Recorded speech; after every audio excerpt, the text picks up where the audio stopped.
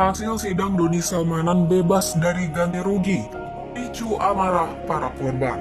Dalam kasus penipuan aplikasi Quotex, Majelis Hakim akhirnya menjatuhkan hukuman 4 tahun penjara terhadap Doni Salmanan pada sidang vonis hari Kamis 15 Desember 2022. Korban makin panas, lantaran aset yang disita sebelumnya pun dikembalikan.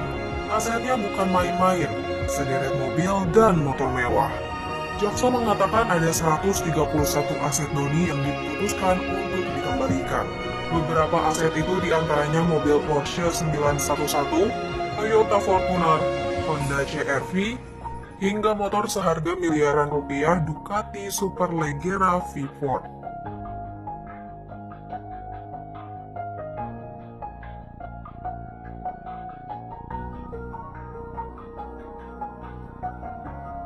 Menjatuhkan pidana kepada terdakwa dengan pidana penjara 4 tahun, dengan denda 1 miliar rupiah subsidiar 6 bulan, kata Ketua Majelis Hakim Ahmad Satudi di Pengadilan Negeri Balai Bandung Kamis 15 Desember 2022.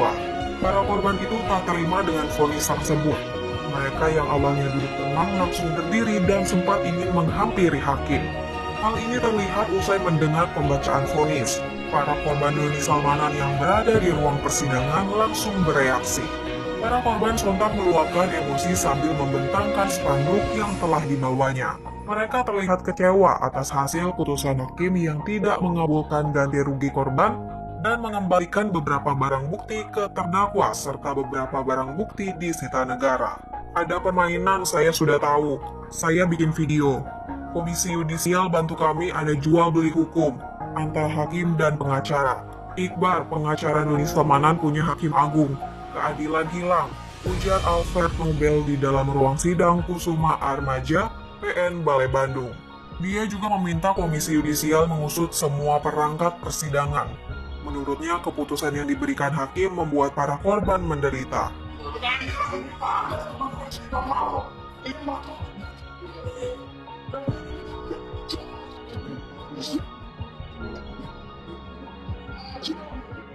Alfred meminta pengusutan terkait dugaan jual beli hukum pada kasus Doni Salmanan.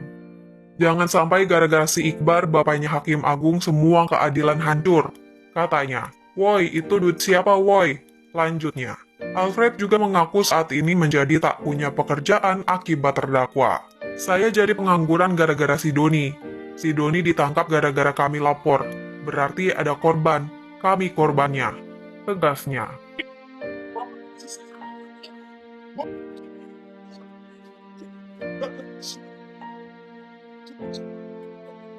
Saking kesalnya, ia bahkan merusak karangan bunga yang dipasang di halaman kantor pengadilan untuk memberi dukungan kepada Doni Salmanan.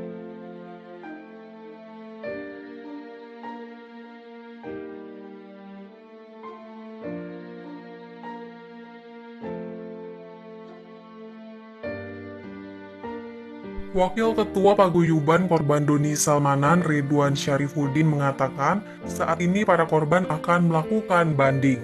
Apalagi hal tersebut telah dikoordinasikan bersama jaksa penuntut umum. Jadi kita tuh udah tahu pasti kecewa. Terus kita juga udah koordinasi dengan jaksa untuk banding langsung.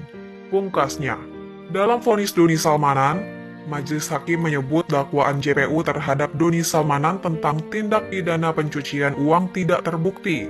Alasannya karena tidak terdapat peraturan yang menyatakan binary option masuk ke dalam kategori perjudian.